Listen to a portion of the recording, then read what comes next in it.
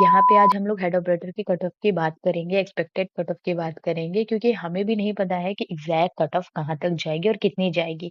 तो बेसिकली यहाँ पे मैं सिर्फ गर्ल्स के बारे में बात करूंगी क्योंकि जितने भी कट ऑफ आए हैं या तो वो जनरल के बेसिस पे आए हैं, ओबीसी के बेसिस पे आए हैं, या फिर उसमें ये नहीं बताया गया है सेपरेटली कि गर्ल्स को कितने कट ऑफ मिले, मतलब उनका कट ऑफ कितना जाएगा। ठीक है। तो यहाँ पे अगर मैं बात करूँ तो सबका जो कट ऑफ का एक लेवल होता है वो किस पे डिसाइड होता है, लेवल ऑफ एग्जाम पे होता है, स्टूडेंट अटेंडेंस एंड नॉर्मलाइजेशन पे। और जहां तक हमें पता है, आप सबने बहुत सारी वीडियो देख ली होगी कि नॉर्मलाइजेशन में अच्छे खासे नंबर बढ़ने के चांसेस हैं।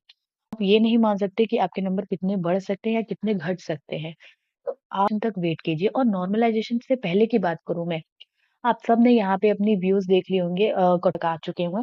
इससे अधिक हो सकते हैं क्योंकि जब मैंने पीडीएफ बनाई थी तब इतने थे, इससे भी अधिक हो सकते हैं।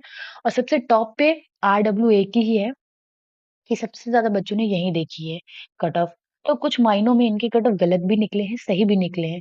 बट मैं ये नहीं कह रही कि इनके द्वारा बताए गए जो कट ऑफ है वो गलत ही है। इनके अलावा मैंने ये सब भी रेफरेंस लिए हैं जिनके सबसे ज्यादा व्यूज आए हैं। ओके।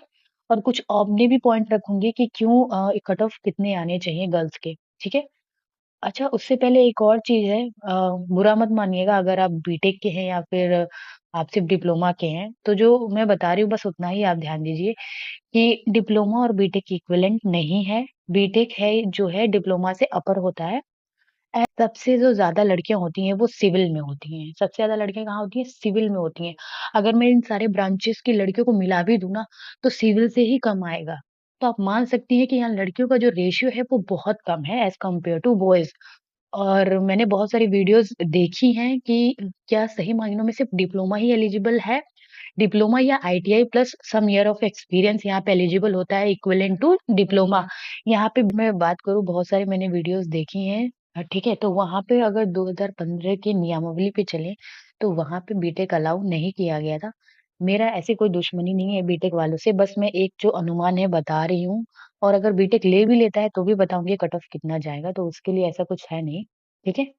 तो चलिए आगे चलते हैं हम लोग स्लाइड में और बताते हैं। ठीक है। ये सारे जो नंबर्स है ना, ये बताए गए हैं सारे यूट्यूब चैनलों के द्वारा कि इतने से इतने ये सारे कट ऑफ रहेंगे। ये मैं गर्ल्स की बात नहीं कर रही हूँ, ये मैं बॉयज की बात कर रही हूँ। ठीक है। ये सारी चीजें हैं वो बॉयज के लिए हैं। बट अगर मैं बात करूँ कि गर्ल्स का कितना हो सकता है, तो ये है एक्सपेक्टेड रेशियो।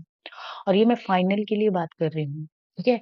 अगर आप 260 प्लस हो, ठीक है, अनरिजर्व की बात कर रही हूँ गर्ल्स। अगर आप हेड ऑपरेटर में 260 प्लस हो, ठीक है, गर्ल्स हो, देन आप फाइनल तक जाने की उम्मीद रखते हो। ठीक है। आप फाइनल तक जाने की उम्मीद रखते हो। एंड इसी के साथ अगर आप मान के चलो कि आप 255 हो, मान के चलो कि आप 255 हो, देन आप ओबीसी में, ओबीसी के एलिजिबल हो। एंड अगर आपने 250 पाई है, ओके,